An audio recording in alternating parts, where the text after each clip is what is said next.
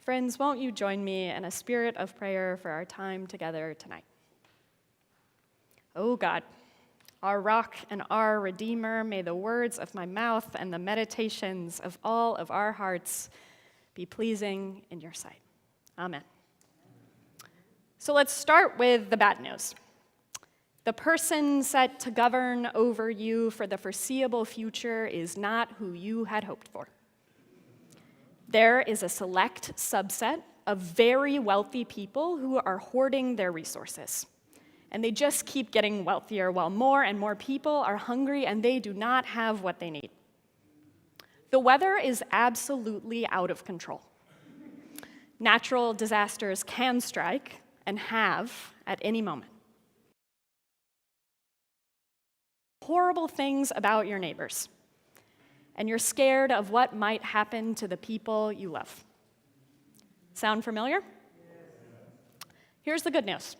I'm not talking about us. What I've just described are the conditions of the ancient Judeans. These are the conditions of the people Jesus is talking to in today's verses. As a brief refresher, the verses we've just heard are the very last part of what's called the Sermon on the Mount. And as Jesus is giving this sermon, he's looking out on an audience of people in Judea who are living under the oppression of Roman rule. Almost all of those present likely would have labored and been compensated barely, if at all, for the work they had done. They would have been tired and hungry and fed up with living in a system built to grind them down. They had seen it all. Corrupt rulers, crushing taxes, and a sense that the world around them was spiraling out of control. And Jesus stands before them not with a list of 10 self-help tips or a semi-uplifting motivational speech, but with a single final question. Where do you want to build your house? Jesus tells them you've got two choices. You can be like builder number one, who was figuring out where they wanted to live and found a nice patch of sand close to the water and thought, this will be a nice place for me to set up shop. It won't take any time for me to build here. It'll be easy to dig and the view is great. We're good to go. So that's option one. And Jesus says you can be like option number one, or you can be like option number two. Option number two is the builder who traveled further inland, who found a sturdy piece of rock and probably thought to themselves, yeah, this is going to suck. Objectively, this is really gonna suck. If I want to build here, I'm gonna have to drill deep down, bit by bit, to anchor the foundation of the house into rock. And it's gonna take forever, and it will be exhausting, but at least it'll be secure. Jesus tells the crowd that this is the choice you have to make. Do you want to be like builder number one, or do you want to be like builder number two? Because you know what you don't have a choice in? The storms. Either way, regardless of where you build, someday the water is gonna rise. The winds that life throws at you are going to rattle things around. Whether you build your house on sand or the rock, it's going to downpour in both places. Either way, it's going to be the same storms, but different outcomes.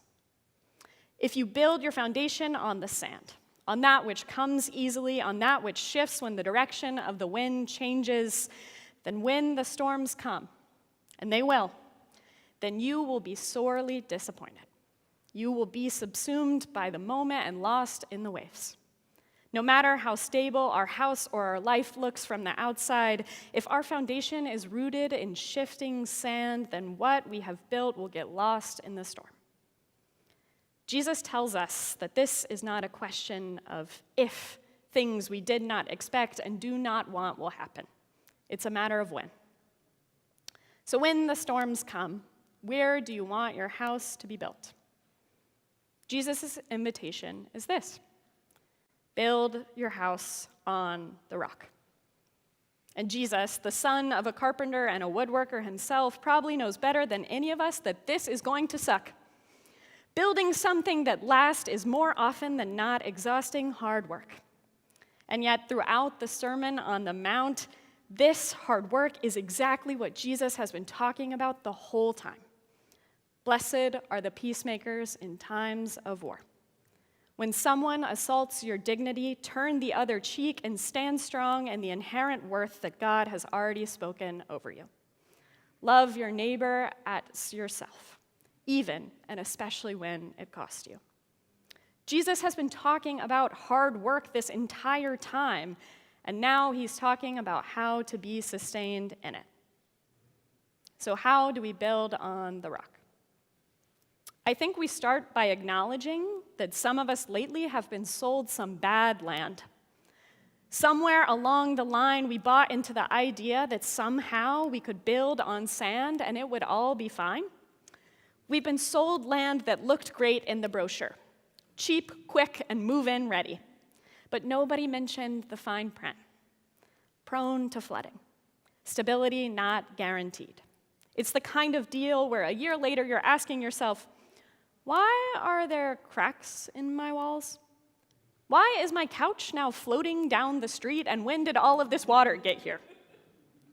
We've been sold bad land, and over again we've been told to build our lives on foundations that look good on the surface, but we haven't considered if they'll hold up under pressure. We've been told that success is measured by how much we own, how much we achieve, how much we outperform the person next to us. We've been told that looking out for ourselves is more important and more timely than caring for our neighbors. And we've been sold the idea that we can avoid storms altogether if we just work hard enough, if we just plan carefully enough, or if we just stay far enough from the messiness happening in the rest of the world. But then the storms come, and the cracks in our foundations start to show. The illusions we've built our lives and our systems on, whether it's wealth, status, security, or control, start to crumble. This is where so many of us are right now. We're beginning to see the cracks. We're beginning to see the space between what we thought would happen for us and the reality of the lives we actually have. This is the moment we're in, friends. A moment where we can look at the shaky ground beneath us and say, we don't have to keep building this way. A moment where we can choose to dig deeper, to interrogate the foundation, and to anchor ourselves in something real and lasting.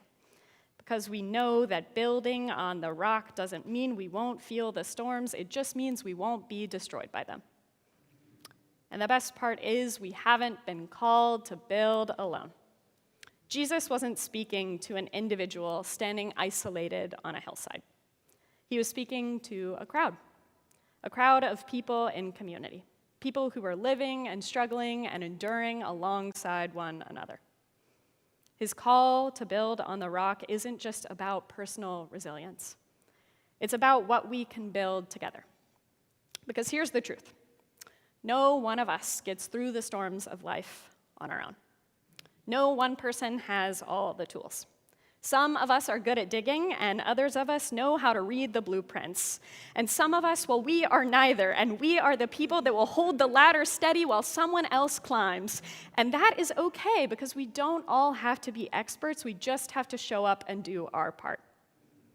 Because building on the rock means standing shoulder to shoulder, sharing the load and helping each other dig deep when the work feels overwhelming. It means that when you see someone else sinking in the sand, you call out to them and say, let's get you to solid ground. And maybe that's where seeing the cracks in our foundation can become a gift. The visible cracks in the system we are in are an invitation to stop pretending that everything is fine, to get real about what is not working and what is, and to lean into the hard but holy work of building something better together. So where do we start? We start by looking honestly at ourselves and asking, what have I been building on? Is it holding up? And if not, where do I go from here? We start by reminding ourselves that even when we've built on sand, when we've been sold bad land, when the storm has swept everything away, it's never too late to begin again. The rock is still there. The rock is still waiting for us. So let's build. Build by reaching out to a neighbor. Build by showing kindness where it's least expected in times when it is not expected at all, and by holding fast to hope when cynicism feels so easy. These are the bricks we lay, the foundation we rebuild. The storms will come. We are promised that, but we are also promised the rock. And if we build on that rock together, then we might withstand this rain. Thanks be to God, and amen.